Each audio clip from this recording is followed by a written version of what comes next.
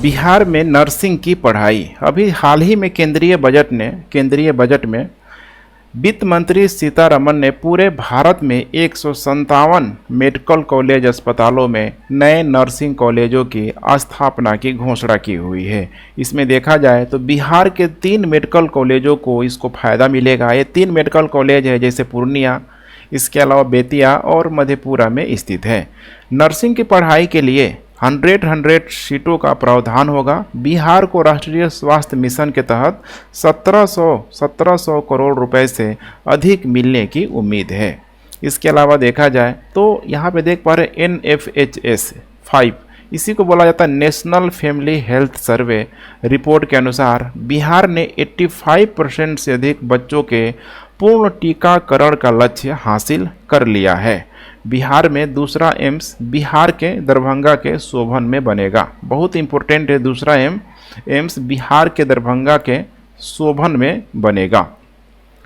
Next यहाँ पे राष्ट्रीय बाल विज्ञान कांग्रेस, इसी को बोला जाता है NCSC national children's science congress. इसमें देखा जाए तो देश भर के कुल 16 बाल वैज्ञानिकों में से यहाँ पे बिहार के प्रणव सुमन का चयन किया गया है। अब ये नाम पूछा जा सकता है NCSC में किसको चुना गया है बिहार से, तो प्रणव सुमन को चयन किया गया है। उन्होंने धान के बीज उगाने के लिए गड्ढे बनाने का प्रोजेक्ट तैयार किया हुआ है और गड्ढा देख पा रहे नारियल, प्याज और बादाम के छिलके से बनाया जाता है। यह बीजों के अंकुरण में सुधार करता है। 5 दिवसीय जो राष्ट्रीय बाल विज्ञान कांग्रेस का अहमदाबाद में साइंस सिटी में समापन हुआ था। नेक्स्ट है मुंगेर में पहला वानिकी महाविद्यालय। जैसे कि आप यहाँ पे देख पा रहे हैं, बिहार के मुख्यमंत्री नीतीश कुमार ने मुंगेर में पहले वानिकी महाविद्यालय का उद्घाटन किया हुआ था। भारत का देखा जाए ओवरऑल तो ये दूसरा वानिकी महाविद्यालय है जो मुंगेर में बन रहा है, वानिकी महाविद्यालय। इसके टोटल बजट की बात करें तो ये हो जाएगा 105 करोड़ रुपए की लागत से। न्यायमूर्ति के विनोद चंद्रन देख पा रहे पटना हाई कोर्ट के ये यहाँ पे जो न्यायाधीश चुने गए हैं, वरिष्ठतम जो न्यायाधीश को, ठीक है, मुख्य न्यायाधीश यहाँ पे चुना गया है। केरल उच्च न्यायालय के वरिष्ठतम न्यायाधीश को पटना उच्च न्यायालय का मुख्य न्यायाधीश नियुक्त किया गया है, जिनका नाम है न्यायमूर्ति के विनोद चंद्रन। पिछले मुख्य न्यायाधीश संजय करोल को उच्चतम न्यायाधीश के रूप में यहाँ पे पदोन्नत किया गया है। इससे पहले देखा जाए तो जस्टिस चक्रधारी शरण सिंह को पटना हाईकोर्ट का कार्यवाहक मुख्य न्यायाधीश बनाया गया था। तो अभी ये नाम काफ़ी इंपॉर्टेंट हो सकता है, बीपीएससी के द्वारा पूछा जा सकता है। मुख्य न्यायाधीश न्यायमूर्ति के विनोद चंद्रन। नेक्स्ट यहाँ पे राजेंद्र विश्वनाथ अर्लेकर। राष्ट्रपति द्रौपदी मुर्मू ने राजेंद्र विश्वनाथ अर्लेकर को बिहार का नया राज्यपाल यहाँ पे नियुक्त किया हुआ है। इससे पहले यहाँ पे देखा जाए तो राजेंद्र विश्वनाथ अर्लेकर हिमाचल प्रदेश के राज्यपाल हुआ करते थे।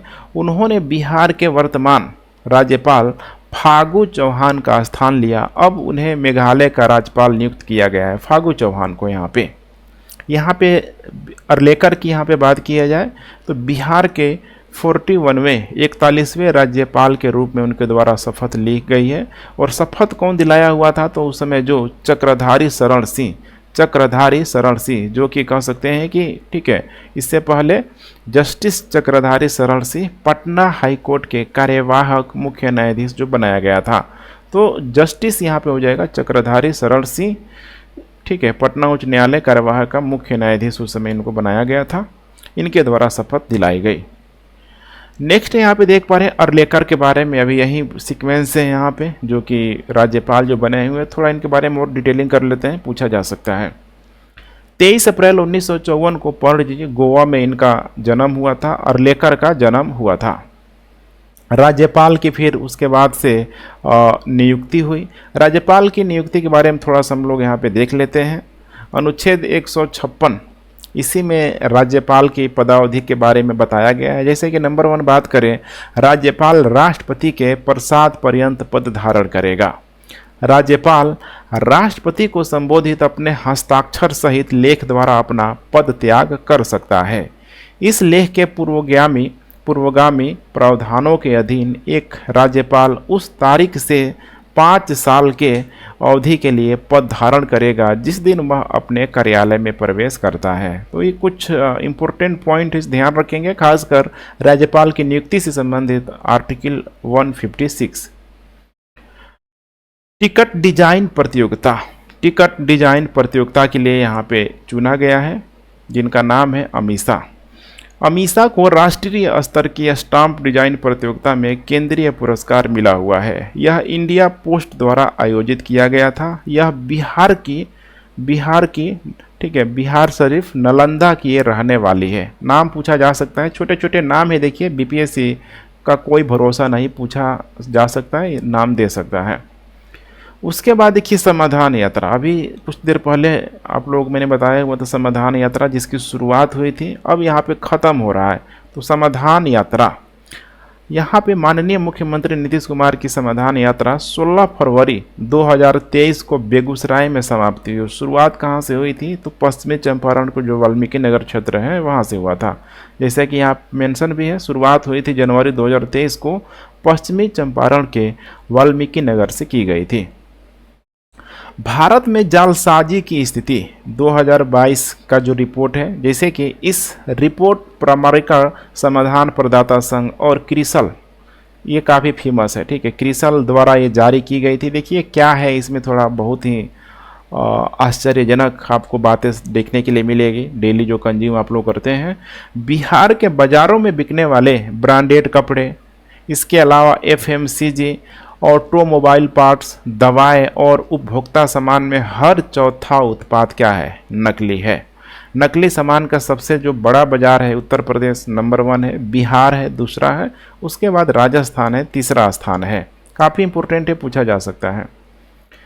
कर्पूरी ठाकुर की पुण्यतिथि 17 फरवरी 2023 को बिहार झारखंड के कई इलाकों में जननायक कर्पूरी ठाकुर की 35वीं पुण्यतिथि मनाई गई। वे बिहार के पहले गैर कांग्रेसी मुख्यमंत्री भी थे। उनका जन्म समस्तीपुर के पितौजिया गांव में हुआ था। माइक्रो लेवल का प्रश्न बना सकता है, पितौजिया गांव में हुआ था। नेक्स्ट यहाँ पे चौथा कृषि रोड मैप।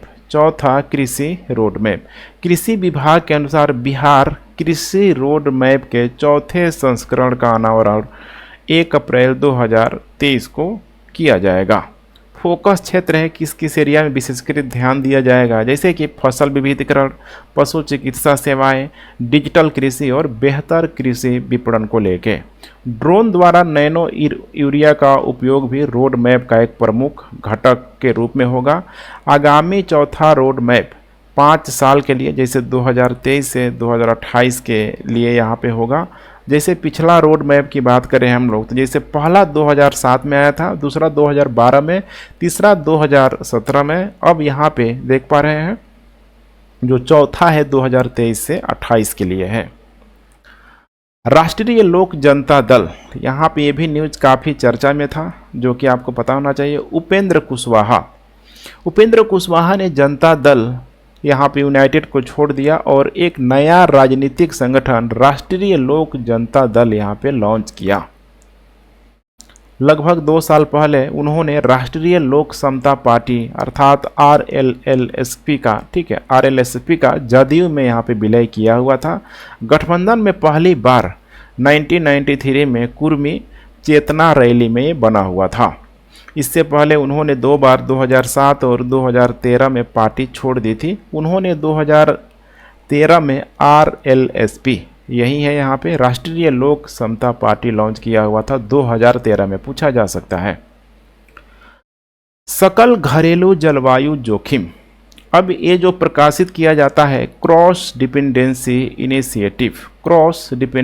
इनिशिएटिव के द्वारा प्रकाशित किया जाता है। इसमें देखा जाए तो बेसिकली उत्तर प्रदेश और बिहार जलवायु परिवर्तन के खतरों के कारण क्षति के जोखिम वाले दुनिया के शीर्ष 50 क्षेत्रों में शामिल हो गए हैं। भारतीय राज्यों की रैंक बात करें यहाँ पे नंबर 1 यहाँ पे हो जाएगा बिहार ही है, देख पा रहे हैं 22वां रैंक है ओवरऑल। यूपी का हो जाएगा 25वां और असम का हो जाएगा 28वां। अर्थात ये लोग क्या कर रहे हैं, तो यहाँ पे देख पा रहे हैं बिहार जलवायु परिवर्तन के खतरों के कारण जोखिम वाले दुनिया के शीर्ष 50 क्षेत्रों में शामिल है, उत्तर प्रदेश और बिहार। नेक्स्ट है खेलो इंडिया सीनियर राष्ट्रीय महिला भारोत्तोलन। पटना की देख पा रहे हैं, यही है खुशी कुमारी। पटना की खुशी कुमारी ने बिहार के लिए 55 किलोग्राम भार वर्ग में स्वर्ण पदक जीता हुआ है। उन्होंने कुल 155 किलो वजन उठाकर यह उपलब्धि हासिल की हुई है।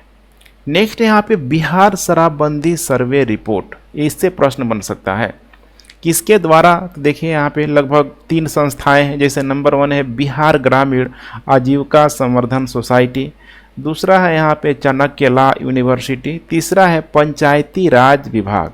इन तीनों के द्वारा जो सर्वे जो निकाला गया है, अब वो सर्वे का रिजल्ट देख लीजिए, बहुत चौंकाने वाला है। ठीक है, जांच परिणाम के रूप में आप इसे समझ सकते हैं, जैसे कि राज्य की 99% महिला आबादी और 92% पुरुष आबादी शराबबंदी के पक्ष में है, कि जो बिहार में शराबबंदी हुआ है, बिहार काफ़ी अच्छा हो रहा है, सुधर रहा है। इसके अलावा अब तक 1.82 करोड़ यानी करीब 96% लोगों ने शराब पीना छोड़ दिया है। सर्वेक्षण बिहार के 38 जिलों और 534 ब्लॉकों में किया गया था। नेक्स्ट है यहाँ पे जीविका समूह के बारे में देख लीजिए। जीविका समूह के 1.15 लाख लोग सर्वे कार्य में लगे हुए थे। शराबबंदी पर यह तीसरा सर्वे था।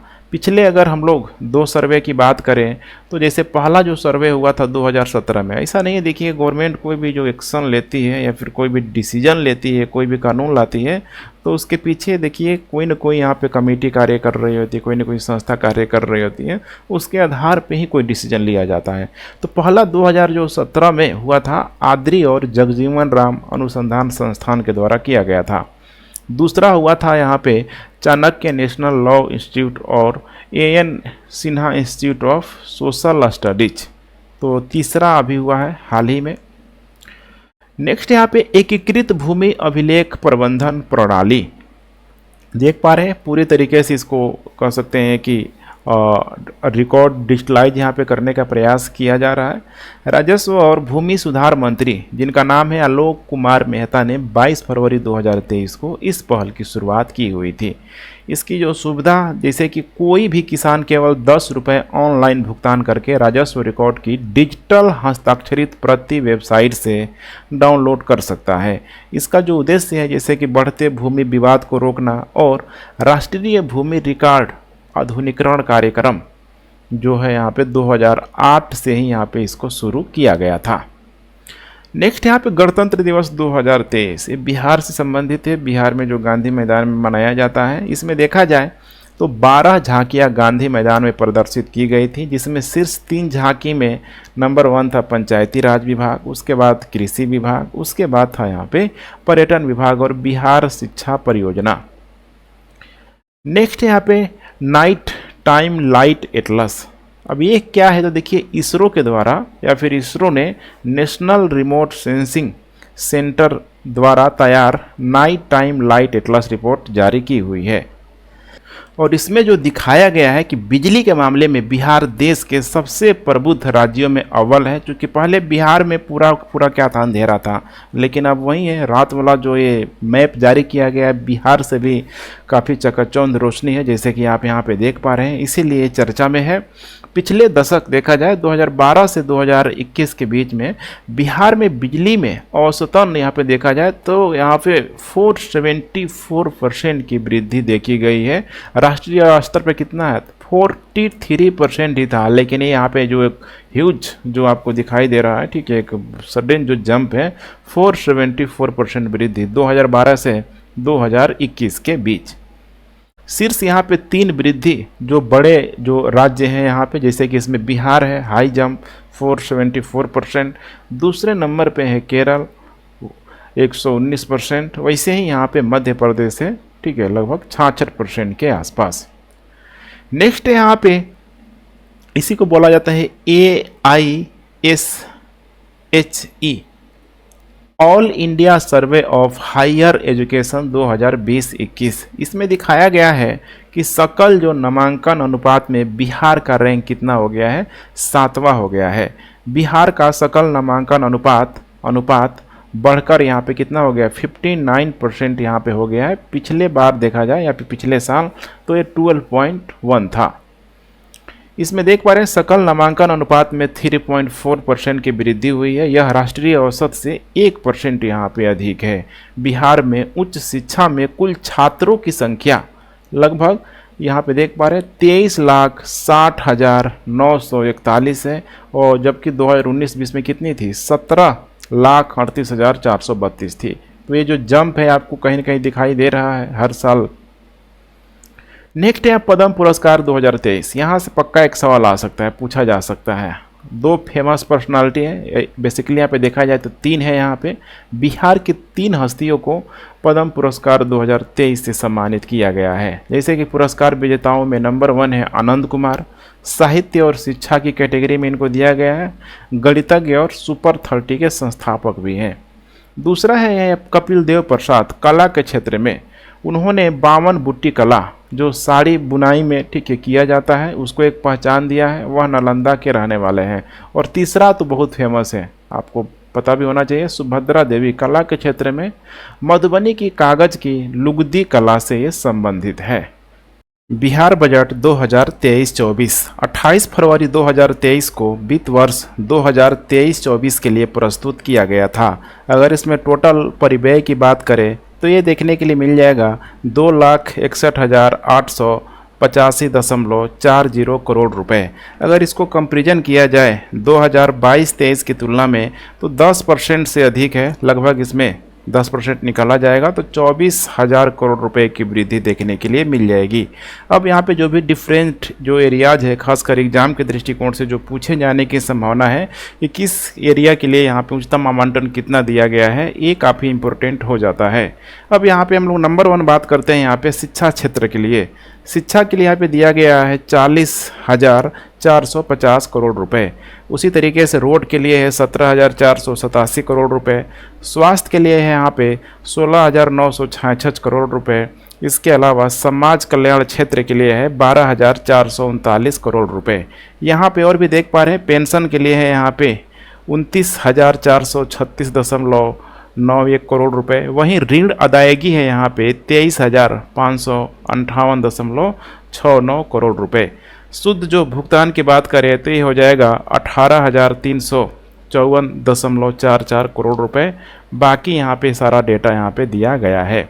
इसके अलावा अगर हम लोग बात करें फिजिकल डेफिसिट की 2023-24 के लिए राजकोषीय घाटा का जो अनुपात है यहाँ पे ये काफ़ी इंपॉर्टेंट है। इस डेटा को आप लोग ध्यान में रखेंगे। जीएसडीपी का यहाँ पे हो जाएगा 2.98%। 2.98%। यह राजकोषीय उत्तरदायित्व बजट प्रबंधन अधिनियम देख पा रहे हैं यहाँ पे, इसी के तहत निर्धारित 3% की अनुमेय सीमा के भीतर है, जो कि काफ़ी देखा जाए तो अच्छी बात है। यहाँ पे 2.98% फिजिकल डेफिसिट।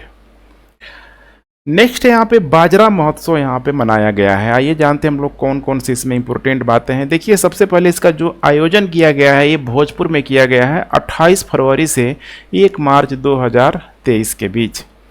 उद्घाटन करता है यहाँ पे पशुपति कुमार पारस के द्वारा किया गया है। बाजरा का जो अंतर्राष्ट्रीय वर्ष 2023 जो है यहाँ पे संयुक्त राष्ट्र के द्वारा ये घोषित किया गया था। बिहार से देखा जाए तो कुछ इम्पोर्टेंट जो फसल है जैसे ज्वार है, बाजरा है, रागी है और लघु बाजरा है। अब भोजपुर जैसे कि जो अरवल का क्षेत्र है उसी के आसपास के क्षेत्रों की अगर हम लोग बात करेंगे तो वहाँ पे देखिए वर्षा की मात्रा इसे ही काफ़ी कम होती है। तो जहाँ वर्षा की मात्रा अधिक कम होगी वहीं पे मोटे फसलों का प्रोडक्शन आपको दिखाई देगा। तो इसीलिए यहाँ पे भोजपुर को ज्वार और छोटे बाजरा का यहाँ पे हब माना जाता है। अगर कुछ डेटा की बात करें 2021-22 की डेटा की तो इसमें आपको टोटल देखने के लिए मिल जाएगा 21,187.60 मीट्रिक टन बाजरा। अगर इसके टोटल कॉस्ट यहाँ पे देखा जाए तो 5.92 मिलियन अमेरिकी डॉलर का यहाँ पे निर्यात किया गया है बिहार से। कुल मिला के अगर भारत की बात करें तो दुनिया में बाजरा का सबसे बड़ा जो उत्पादक यहाँ पे भारत ही है। जहाँ पे देखा जाए ओवरऑल यहाँ पे टोटल विश्व का सिर्फ और सिर्फ भारत ही यहाँ पे 41% प्रोडक्शन करता है। नेक्स्ट यहाँ पे the book of Bihari literature, यहाँ पे आप देख पा रहे हैं यही है the book of Bihari literature. इसको जो रिलीज किया गया है, दो नाम काफ़ी इंपॉर्टेंट है, एक तो यहाँ पे रिलीज है और दूसरा है यहाँ पे संपादन है। रिलीज की बात करें यहाँ पे तो समीर कुमार महासेठ के द्वारा, और इसको संपादित किया गया है अभय कुमार, जो कि एक कवि है, राजनयिक कवि के रूप में भी इनको जाना जाता है। काफ़ी फेमस नाम है अभय कुमार। इसमें क्या है खास तो 2600 वर्षों की अवधि के लिए लिखी गई लघु कथाओं और कविताओं का पूरी तरीके से संग्रह है। अभी ग्रैंड ट्रैंक जो रोड पहल 3.0, जिसको यहाँ पे GTRI बोला जाता है, 3.0 के दौरान बिहार में इस बुक को यहाँ पे जारी किया गया था। काफ़ी इंपॉर्टेंट है। देखिए बुक से रिलेटेड एक सवाल यहाँ पे पूछता है यहाँ पे, तो इसको ध्यान रखेंगे, पूछा जा सकता है।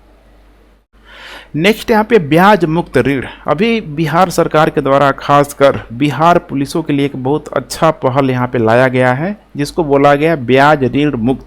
इसको देखा जाए किन परिस्थितियों में इन पुलिसों के द्वारा लिया जा सकता है। तो जैसे देख पा रहे हैं बिहार पुलिस के अधिकारियों और कर्मियों को 43 प्रकार की बीमार की इलाजियों के लिए यहाँ पे 30 लाख रुपए का ब्याज मुक्त ऋण मिलेगा, जिसमें कोई भी किसी भी प्रकार का इंटरेस्ट उनको देना नहीं पड़ेगा। ये जो राशि है पुलिस चैरिटेबल फंड से यहाँ पे दी जाएगी। काफ़ी अच्छा इनिशिएटिव है।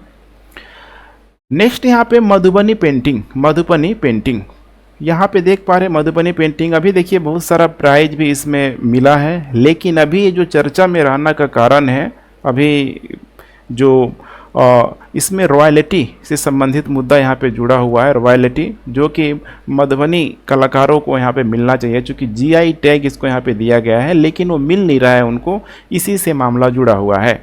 तो पटना उच्च न्यायालय ने मधुबनी चित्रकारों की दुर्दशा का यहाँ पे संज्ञान लिया हुआ है। चूँकि कलाकार GI टैग के लिए दे रॉयल्टी से यहाँ पे वंचित है। जो बीच के जो बिचौलिया होते हैं वे इसको गायब कर देते हैं, यही समस्या का कारण है। इसीलिए यहाँ पे एक PIL जो दायर किया गया है, जिसको जनहित याचिका भी बोला जाता है, एक गैर लाभकारी संगठन, इसका नाम याद रखिएगा आत्मबोध द्वारा यहाँ पे दायर की गई थी, तभी से चर्चा में है।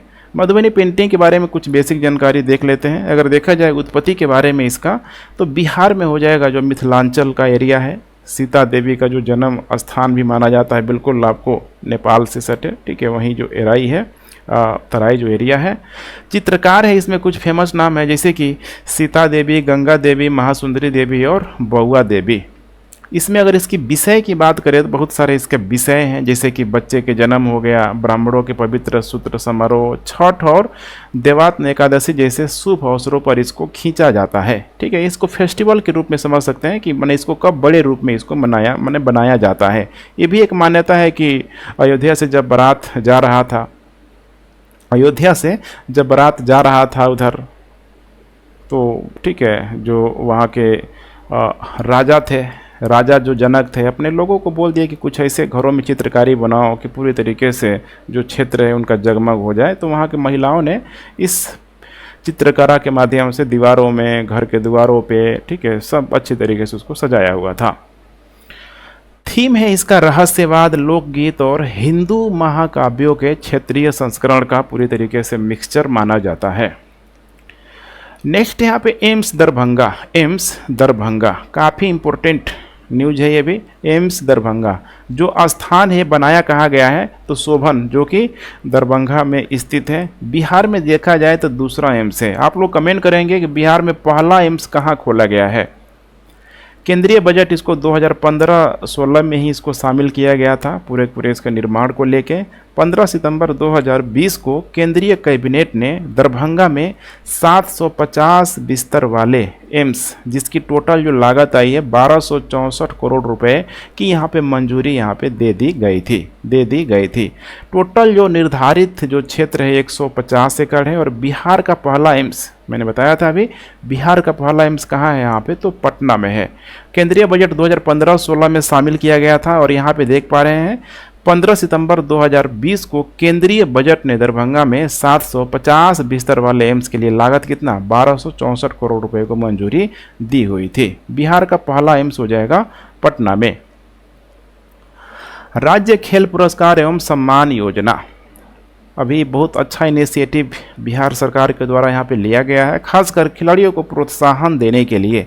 इसका उद्देश्य है राष्ट्रीय और अंतर्राष्ट्रीय खेल प्रतियोगिताओं में राज्य के विजेता खिलाड़ियों और प्रशिक्षकों को यहाँ पे सम्मानित करना। अब किस तरीके से इसमें सम्मानित किया जाएगा देख पा रहे हैं। स्पोर्ट्स और पुरस्कार है यहाँ पे, अगर कोई बिहार की कोई खिलाड़ी यहाँ पे ओलंपिक में जीतता है, गोल्ड 2 करोड़ रुपए, सिल्वर के लिए 1.5 करोड़ रुपए, ब्रॉन्ज के लिए 1 करोड़ रुपए।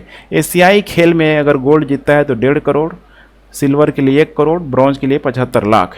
एशियन चैंपियनशिप में गोल्ड के लिए 75 लाख, सिल्वर के लिए 50 लाख और ब्रॉन्ज के लिए 30 लाख।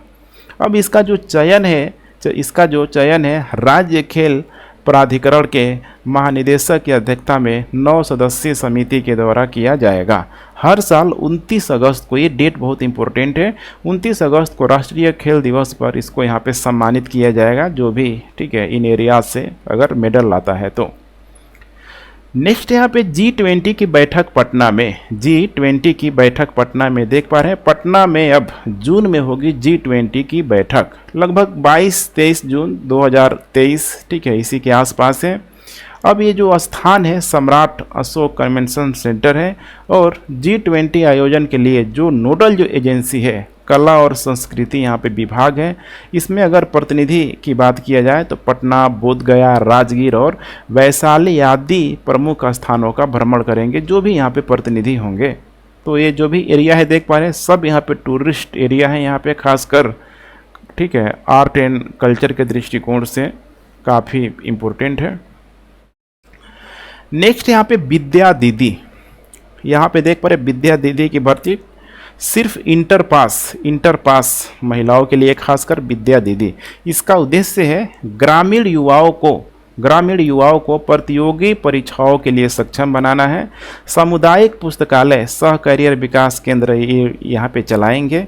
इसका उद्देश्य यह है कि छात्रों को विभिन्न शैक्षिक, एंटरप्रेन्योरशिप, उद्यमिता और करियर उत्थान के बारे में सूचित इनको करना है। इसका जो उद्देश्य है यहाँ पे देख पा रहे हैं, इस अब सिंपल सा है, इसके बारे में देखिए तो शैक्षिक योग्यता देखे आप देख पा रहे हैं, इंटर पास है यहाँ पे, सिर्फ 10+2।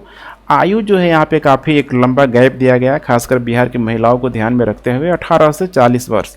इसमें जो मानदेय जो होगा 6,000 रुपये प्रति माह होगा, और इसमें बहुत एक जो टर्म एंड कंडीशन लगाया गया है यहाँ पे जीविका के लिए देख पा रहे हैं यहाँ पे, ये वही महिला बनेगी जो जीविका समूह की यहाँ पे सदस्य होगी, और इस समूह के किसी सदस्य के परिवार से क्या होना चाहिए, संबंधित होना चाहिए। स्कूल छोड़ने वाले बच्चों को वापस लाने की जिम्मेदारी भी विद्या दीदी की ही यहाँ पे होगी। काफ़ी एक अच्छा इनिशिएटिव है, खासकर देखा जाए तो ग्रामीण एरिया में संसाधनों के अभाव में, रिसोर्सेज के अभाव में बहुत सारे बच्चों का जो बचपन में पढ़ाई छूट जाता है, उनके लिए एक अच्छा पहल किया गया है। नेक्स्ट यहाँ पे पुस्तक Bihar that was and now यहाँ पे देख पा रहे हैं, इसी का यहाँ पे विमोचन किया गया है। संपूर्णता में बिहार को दर्शाने वाली तस्वीरों का पूरा संग्रह है, एक एल्बम के रूप में आप इसे देख पा रहे हैं। इसको जो कह सकते हैं कि बनाया गया है फोटोग्राफर और पद्मश्री पुरस्कार से सम्मानित श्री रघु राय और उनकी पत्नी है श्रीमती उषा राय के द्वारा। नेक्स्ट यहाँ पे खेलो India women road cycling championship है, इसमें बिहार है, 39 अंक इसको मिला हुआ है। उप विजेता के रूप में पश्चिम बंगाल, इसको यहाँ पे 13 अंक मिला हुआ है, देख पा रहे हैं यहाँ पे। नेक्स्ट यहाँ पे बिहार दिवस 2023 बहुत इंपॉर्टेंट है, यहाँ से प्रश्न बन के एक आता है। बिहार दिवस, बिहार स्थापना दिवस 22 मार्च को ये मनाया जाता है। थीम है इसका इस बार का युवा शक्ति बिहार की प्रगति। राज्य जो गीत है यहाँ पे मेरे भारत के कंठार सत्यनारायण द्वारा लिखित, मार्च 2012 में इसको यहाँ पे अपनाया गया था, जब बंगाल से बिहार पूरी तरीके से सेपरेट हुआ था। इसके अलावा बिहार राज्य प्रार्थना है, मेरे रफ्तार पर सूरज की किरण नाच करे, ये ध्यान रखिएगा, बिहार राज्य प्रार्थना है। 2023 में देखा जाए तो यह 111वां गठन वर्ष मनाया गया है। 22 मार्च 1912 को बंगाल से बिहार अलग हुआ था, इसीलिए इसको मनाया जाता है। अब यहाँ पे काफ़ी एरियाज में इस कार्यक्रम को मनाया गया है, जैसे कि हम लोग देखने का प्रयास करते हैं। न्यूयॉर्क में भारत के महावाणिज्यिक दूतावास में एक कार्यक्रम आयोजित किया गया था। कहाँ पे? तो न्यूयॉर्क में। इसके अलावा संयुक्त राज्य अमेरिका का जो पूर्वी तट है, पूर्वी तट मतलब इस साइड आपको देखने के लिए मिल जाए, न्यूयॉर्क साइड, बिहार फाउंडेशन द्वारा होस्ट किया गया, जिसके अध्यक्ष थे आलोक कुमार। कुछ और भी बातों को देखते हैं हम लोग। बिहार के 3 व्यक्तियों को बिहार विश्व गौरव पुरस्कार से सम्मानित किया गया है। अब ये 3 जो नाम है एग्जाम के दृष्टिकोण से काफ़ी रिलेवेंट है। पहला नाम है डॉक्टर बिंदेश्वर पाठक, दूसरा नाम है अजय सिंह, तीसरा नाम है यहाँ पे ललित झा। दुबई में अर्थात यूनाइटेड एमिरेट्स, ठीक है, में इसका आयोजन भारत ने सकारात्मक रूप से यहाँ पे किया हुआ था। राष्ट्रीय पुरस्कार विजेताओं का जो सम्मान का थोड़ा हम लोग इसमें लिस्ट देख लेते हैं। इसी के तहत पद्म श्री पुरस्कार विजेता सुभद्रा देवी, जो कि ठीक है मधुबनी से बिलोंग करती है, तो हम समझ सकते हैं मधुबनी पेंटिंग को लेके। कपिल देव प्रसाद नालंदा और आनंद कुमार यहाँ पे हो जाएगा पटना सुपर 30 के लिए। राष्ट्रीय बाल पुरस्कार विजेता, इसमें धीरज कुमार जो कि वेस्ट चंपारण से बिलोंग करते हैं, पाल साक्षी जो छपरा से बिलोंग करती है, और ज्योति कुमारी जो कि दरभंगा से बिलोंग करती है। बहुत इंपॉर्टेंट नाम है, खासकर पद्मश्री को लेकर जो 3 नाम है, सुभद्रा देवी, कपिल देव और आनंद कुमार, इन तीनों का नाम आपको ध्यान में रख के चलना है।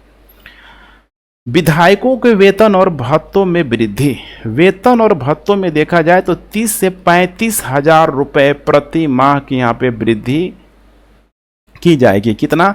30 से 35 हजार रुपये प्रति माह की वृद्धि किया जाएगा। इस प्रकार देखा जाए तो नया जो वेतन है लगभग 2.65 लाख क्या हो गया है? प्रति माह हो गया है। खुद देखिए यहाँ पे, ठीक है, 2.65 लाख प्रति माह। विधायकों का जो वेतन है ये बहुत इंपॉर्टेंट है। देखिए पूछा जा सकता है पॉलिटी के अंतर्गत। वेतन जो है यहाँ पे राज्य विधानमंडल द्वारा यहाँ पे निर्धारित किया जाता है। दिल्ली में भी बढ़ा हुआ था। नेक्स्ट यहाँ पे डॉक्टर लोहिया जयंती महान स्वतंत्रता संग्राम सेनानी, प्रखर चिंतक व समाजवादी नेता। देखा जाए तो 23 मार्च 2023 को 113वीं जयंती मनाई गई है। जन्म इनका हुआ था 23 मार्च 1910 को फैजाबाद यूपी में। कांग्रेस सोशलिस्ट पार्टी के संस्थापकों में से एक और इसके प्रमुख कांग्रेस सोशलिस्ट के यहाँ पे जो संपादक भी रह चुके हैं। 1956 में सोशलिस्ट पार्टी का, अर्थात यहाँ पे देख पा रहे हैं लोहिया का यहाँ पे गठन किया गया, और ये बहुत इंपॉर्टेंट है, मैनकाइंड पत्रिका के संपादक भी बने हुए थे। लोहिया ने the concept of civil liberty शीर्षक से एक पैम्पलेट भी लिखा हुआ था। एक लाइन इसमें इंपॉर्टेंट है, खासकर ये जो the concept of civil liberties है और मैनकाइंड पत्रिका, ध्यान रखेंगे। न्यायमूर्ति विनोद चंद्रन यहाँ पे देख पा रहे हैं, ये है न्यायमूर्ति विनोद चंद्रन। अब काफ़ी चर्चा में रहे हुए थे। अभी पटना उच्च न्यायालय के नए मुख्य न्यायाधीश के रूप में इनको यहाँ पे नियुक्त किया गया था। पहले देखे जाए, ठीक है, मतलब पहले तो वर्तमान में मैंने कह सकते हैं अब इनको नियुक्त किया गया है। केरल उच्च न्यायालय के वरिष्ठ, ठीक है, न्यायाधीश भी थे ये। पटना हाई कोर्ट के कार्यवाहक मुख्य न्यायाधीश को बदला गया, जिनका नाम है यहाँ पे चक्रधारी चरण सिंह। पिछले दिनों देखा जाए तो पटना हाई कोर्ट के मुख्य न्यायाधीश संजय करोल को सर्वोच्च न्यायालय में न्यायाधीश के रूप में पदोन्नत भी किया गया। ठीक है, नेक्स्ट यहाँ पे विकर्ण निगरानी को लेके यहाँ पे पटना में इसको स्थापित किया गया है। खासकर गामा स्थलीय विकरणीय स्तर को जो लेवल को यहाँ पे रिकॉर्ड करने के लिए किसके द्वारा ये डेवलपमेंट किया गया है? तो बार के द्वारा, भाभा परमाणु अनुसंधान केंद्र जो कि मुंबई में स्थित है, ठीक है, उसी के द्वारा इसको डेवलपमेंट किया गया है। पूर्वी भारत में देखा जाए तो इस तरह का पहली स्थापना है, और सिर्फ पटना में ही नहीं बल्कि बिहार में देखा जाए तो और भी इसी तरीके का 4 यंत्र लगाए जा रहे हैं। अब वो जो 4 जगह है पूछा जा सकता है, जैसे कि नंबर 1 है वाल्मीकि नगर, पूर्णिया, भागलपुर और गया। इसका उपयोग किस तरीके से किया जाएगा, तो पृष्ठभूमि पर्यावरणीय विकिरणीय, स्थलीय विकिरणीय के साथ साथ लौकिक मूल के अध्ययन के लिए इसका प्रयोग किया जाएगा। आंधी के दौरान गामा किरण विकिरण के उत्सर्जन का पैटर्न अध्ययन करने के लिए भी डेटा का उपयोग किया जाएगा। परमाणु ऊर्जा विभाग के भारतीय पर्यावरणीय विकिरण निगरानी नेटवर्क परियोजना के तहत इसको स्थापित किया जा रहा है। नेक्स्ट यहाँ पे राष्ट्रीय CBIP पुरस्कार 2022, यहाँ पे देख पा रहे हैं गंगा जल आपूर्ति योजना और गयाजी बांध। ध्यान रखिएगा गयाजी बांध कहाँ है, ये फाल्गु नदी जो कि गया में स्थित है। इसमें जो कैटेगरी वाइज जो पुरस्कार दिया गया है, जैसे कि इसको किस कैटेगरी के तहत पुरस्कार दिया गया है, तो ये दिया गया है जल संसाधनों का सर्वोत्तम कार्यान्वयन के लिए इसको यहाँ पे दिया गया है। योजना तैयार करते समय वर्ष 2051 तक की जनसंख्या की आवश्यकताओं को ध्यान में रखा गया है।